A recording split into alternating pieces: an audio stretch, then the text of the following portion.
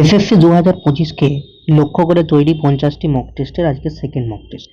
Mock টেস্টের 10টি question latest SSC প্যাটার্নকে ভিত্তি করে গড়ে তোলা হয়েছে। কোশ্চেনের মান একটু অ্যাডভান্স রাখা হয়েছে যাতে প্রশ্নপত্র একটু কঠিন আসলেও আমরা তাতে ভালো ফল করতে পারি। আজকের মক টেস্টের প্রথম প্রশ্ন, fill the underline part with appropriate alternative. ঠিক আছে। The two brothers share the property beside themselves. দুই ভাই সম্পত্তি একে অপরের সঙ্গে ভাগ করেছিল। তাহলে কয় ভাই? দুই ভাই। অপশন এ হচ্ছে অ্যামাং। অ্যামাং অ্যাকচুয়ালি তোমার দুইয়ের বেশি ব্যক্তিকে বোঝাতে অ্যামাং ব্যবহার করা হয়ে থাকে। বি হচ্ছে বিটুইন। বিটুইন তোমার দুইজনের মধ্যে কোনো সম্পর্ক, মানে দুজনের মধ্যে কোনো একটা জিনিসকে তোমার দুজনের মধ্যে হলে তোমার বিটুইন হয়ে থাকে। Option C অ্যামিডস্ট। অ্যামিডস্ট কথার অর্থ হলো ইন দ্য মিডিল অফ। এটা অ্যাকচুয়ালি কোনো রকম সিচুয়েশনের ক্ষেত্রে অ্যামিডসটা ব্যবহার হয়ে থাকে। ঠিক আছে। কোনো রকম ভাগাভাগির ক্ষেত্রে কিন্তু অ্যামিডস ব্যবহার হয় না। তাহলে যেহেতু সম্পত্তি দুই ভাইয়ের মধ্যে ভাগাভাগি হয়েছিল, তাই অপশন বি বিটুইন তোমার কারেক্ট হবে। দুইয়ে কি বলেছে? The choose the correct phrasal verb to replace the underline word in the above sentence. মানে এটা ফলোয়িং সেন্টেন্স হবে, ভুল হয়েছে এখানে একটা। The job involves a lot of hard work. তাহলে এই কাজের সঙ্গে প্রচুর পরিমাণে পরিশ্রম কিন্তু জড়িত। Option A enter into. Enter into কথার অর্থ হলো তোমার হচ্ছে সম্পর্কিত। অপশন বি বলছে ফল থ্রু। ফল থ্রু কথার অর্থ হলো ব্যর্থ হয়ে যাওয়া, মানে টু ফেল। অপশন সি হচ্ছে গেট ওভার। গেট ওভার কথার অর্থ হলো যে তোমার কোনো কিছু থেকে রিকভার করা, ওভারকাম টাইপের। শরীর খারাপ হয়েছে, অসুস্থতা, সেখান থেকে তুমি রিকভার করছো, সেটাকে গেট ওভার বলা হয়। আর ফলো আপ মানে হচ্ছে তোমার হচ্ছে যে কোনো কিছুকে অনুসরণ করা, সেটাকে ফলো আপ হয়ে থাকে। তাহলে যেহেতু এই কাজের সঙ্গে প্রচুর পরিমাণে কঠোর পরিশ্রম জড়িত রয়েছে, তাহলে ইনভলভ রয়েছে, এখানে তোমার অপশন এ এন্টার ইনটু কিন্তু কারেক্ট হবে। তিন কি বলেছে? Rahim's doctor advised him to dash as a cure for his Soar throat. Option A হচ্ছে ব্যাবেল। ব্যাবেল কথার অর্থ হলো যে তোমার কলধ্বনি করা। ঠিক আছে। অপশন সি হচ্ছে গিগল। গিগল মানে হচ্ছে মুখ চেপে হাসা। ঠিক আছে। আর বি বলেছে গার্গল, আর ডি বলেছে গার্গল। তাহলে এখানে প্রশ্ন কি বলেছে? যে রহিমের ডাক্তার তাকে অ্যাডভাইস করেছিল যে কোন একটা কাজ করতে, কারণ তার গলায় ব্যথা। তাহলে গলায় ব্যথা হলে আমরা অ্যাকচুয়ালি কুলি করি, তাহলে গার্গল মানে করি, যেখানে ডি অপশন হবে কারেক্ট। আর সি এ তোমার গার্গলের স্পেলিংটা ভুল আছে। ঠিক আছে।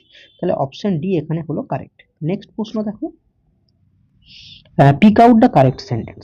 এখানে কোন সেন্টেন্সটা কারেক্ট সেটা আমাকে দেখতে হবে।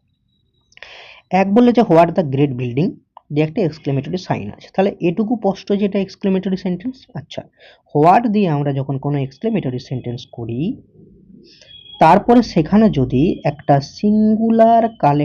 সিঙ্গুলার কাউন্টেবল নাউন থাকে,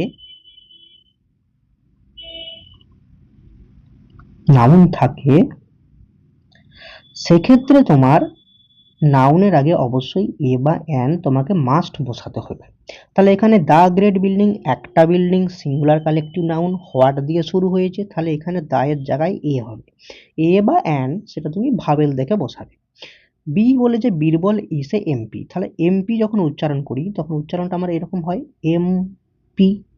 তাহলে প্রথমে এ শব্দটা আসে, তাহলে এ থেকে তোমার এ মানে হচ্ছে তোমার কি ভাবেল।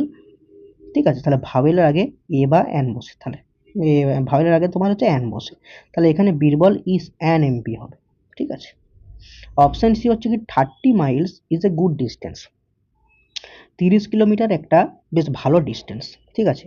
তাহলে 30 মাইলস দেখে মনে হচ্ছে কি 30টা মাইলস, তাহলে এখানে মাইলস যেহেতু এস আছে, তাহলে ভার্ব কিন্তু পুরাল হওয়ার কথা, কিন্তু না, এখানে 30 মাইলটাকে একসঙ্গে বোঝায়। তাহলে সমগ্র আইডিয়াকে যখন আমরা একসঙ্গে বোঝাই তখন কিন্তু ভার্ব সিঙ্গুলার হয়ে থাকে। তাহলে এখানে কিন্তু ভার্ব ইজ, এটা কিন্তু অবশ্যই একটা ঠিক সেন্টেন্স। তাহলে অপশন সি তোমার কারেক্ট অ্যান্সার। আবার ঘুরিয়ে বলতে পারো যে এটা একটা আনকাউন্টেবল, তো এটা তো কাউন্ট করা যায়নি, তাই এখানে ভার্ব সিঙ্গুলার হবে। তাহলে যেভাবে তোমার সুবিধা হবে সেটা নিতে পারো। অপশন ডি এ কি একটু দেখে নিই, আই হ্যাভ মেনি ইনফরমেশন। দেখো ইনফরমেশন অ্যাকচুয়ালি একটা আনকাউন্টেবল নাউন, মানে যেটাকে গোনা যায় না।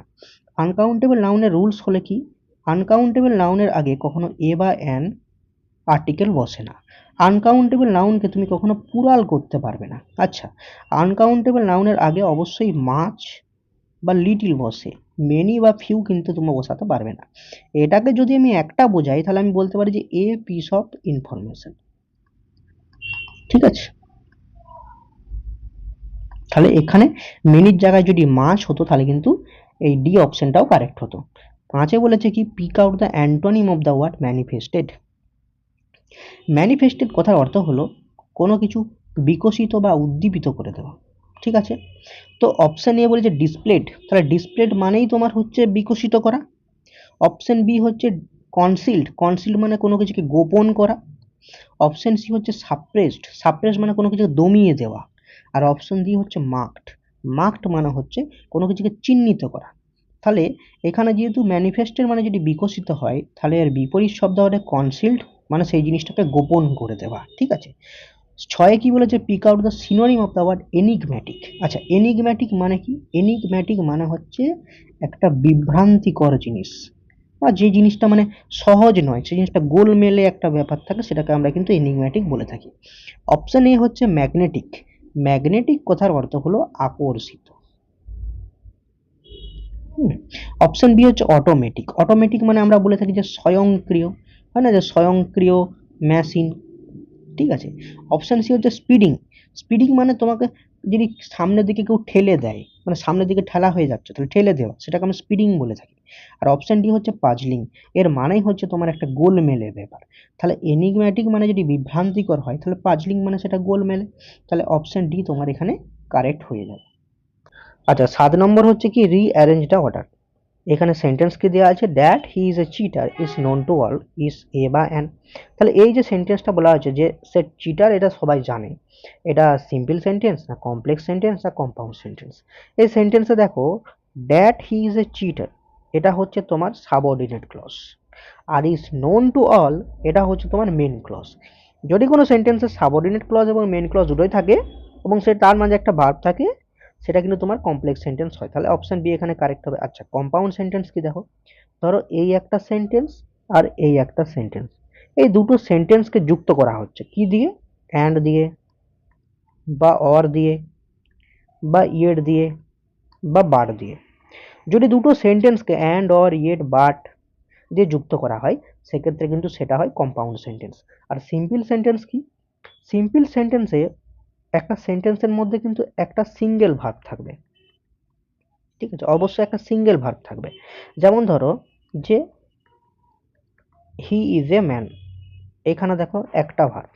আবার দেখো he is too weak to walk, এখানে এটা কিন্তু ইনফিনিটিভ, আর এইখানে ভার্ব হচ্ছে ইজ। আর এটা তোমার দুর্বল কি হয়, দুর্বল হচ্ছে তোমার অ্যাডজেক্টিভ। নেক্সট আরো দেখো সেন্টেন্স হতে পারে, তুমি বলতে পারো যে বিইং শকড, শকড হবার পর হি কল্ড মি। ঠিক আছে, দেখো এখানে বিইং শকড এটা হচ্ছে পার্টিসিপিল, আর কল্ড হচ্ছে তোমার একটা ভার্ব। তার মানে দেখো সিম্পল সেন্টেন্সে সিঙ্গেল ভার্ব, কমপ্লেক্স সেন্টেন্সে একটা সাবঅর্ডিনেট ক্লজ একটা মেন ক্লজ, আর কম্পাউন্ড সেন্টেন্সে দুটো সেন্টেন্সকে অ্যান্ড অর ইয়েট বা বার দিয়ে যুক্ত করা হলে সেটাকে কম্পাউন্ড সেন্টেন্স বলা হয়। ঠিক আছে, অপশন 8 নম্বর কোশ্চেন দেখো, the train was passing dash a dark tunnel. আচ্ছা, ট্রেনটা কি একটা অন্ধকার টানেলের মধ্য দিয়ে পার হচ্ছিল, তাহলে টানেলের তো মধ্য দিয়ে যাচ্ছিল, তাহলে তার জন্য ওখানে কিন্তু থ্রু তোমার হচ্ছে অপশনটা হবে। তাহলে থ্রু প্রিপোজিশন বসবে এখানে, passing through a dark tunnel, under মানে নিচে হয়ে থাকে। আচ্ছা, এ ড্যাশ অফ কোয়েলস, কোয়েলস মানে হচ্ছে কোকিল, এটা তোমার হচ্ছে কালেকটিভ নাউন বোঝাতে বলেছে। আচ্ছা, ফ্লোক কি হয়, ফ্লোক অ্যাকচুয়ালি তোমার গিজ বা গিজের ক্ষেত্রে হয়ে থাকে, বলে না এই ফ্লোক অফ গিজ। আর সোল তোমার হচ্ছে ফিশ হয়ে থাকে, এ সোল অফ ফিশ। আচ্ছা, হার্ড কি হয়, হার্ড অফ ক্যাটেল হয়। হুম, তাহলে এ হার্ড অফ ক্যাটেল হতে পারে, আবার এ তোমার ড্রোভ অফ ক্যাটেলও হতে পারে, অফ ক্যাটেলও হতে পারে। আচ্ছা, হার্ড অফ ক্যাটেলটা কি, যখন গরু ধরো মাঠে চড়ছে, এমনি ইচ্ছায় মাঠে চড়ছে, সে ঘাস খাচ্ছে, তখন আমরা বলতে পারি যে এ হার্ড অফ ক্যাটেল। বাট যদি ওই গরুর পালকে তোমার হচ্ছে কোনো একটা ব্যক্তি নির্দিষ্ট চালনা করে নিয়ে যায় সেক্ষেত্রে আমার ড্রোভ অফ ক্যাটেল হয়ে থাকে। তাহলে এখানে অপশন হবে কোভে অফ কোয়েল, সি। 10 নম্বর কোশ্চেন হচ্ছে মে গড ব্লেস ইউ। ইস, তাহলে মে গড ব্লেস ইউ মানে ভগবান তোমার মঙ্গল করুক, এটা কি সেন্টেন্স? অ্যাসার্টিভ না ইন্টারোগেটিভ না অপটেটিভ না এক্সক্লেমেটরি? তাহলে মে গড ব্লেস ইউ মানে ভগবান তোমার মঙ্গল করুক, আমি কাউকে উইশ করছি, তাহলে যদি উইশ করা মানে ইচ্ছা করা বোঝায় সেক্ষেত্রে সেটা হয় অপটেটিভ সেন্টেন্স। ঠিক আছে। আচ্ছা, ইন্টারোগেটিভ সেন্টেন্সের ক্ষেত্রে কি হয়ে থাকে, যেটা জিজ্ঞাসামূলক সেন্টেন্স, মানে কোনো একটা সেন্টেন্সের লাস্টে যদি একটা জিজ্ঞাসা চিহ্ন থাকে সেটা হচ্ছে তোমার ইন্টারোগেটিভ সেন্টেন্স হয়ে থাকে। অ্যাসার্টিভ সেন্টেন্সটা কি না, সিম্পল সেন্টেন্সকে অ্যাসার্টিভ সেন্টেন্স বলতে পারি, যেমন হি ইজ এ ম্যান। আচ্ছা, এক্সক্লেমেটরি সেন্টেন্স কি, আদেশ হতে পারে, অনুরোধ হতে পারে, উপদেশ হতে পারে, ঠিক আছে, আবেগ হতে পারে, এই সমস্ত জিনিস যেখানে বোঝায় সেটাকে এক্সক্লেমেটরি সেন্টেন্স বলা হয়ে থাকে। তাহলে আজকের মক টেস্ট এখানে শেষ হলো।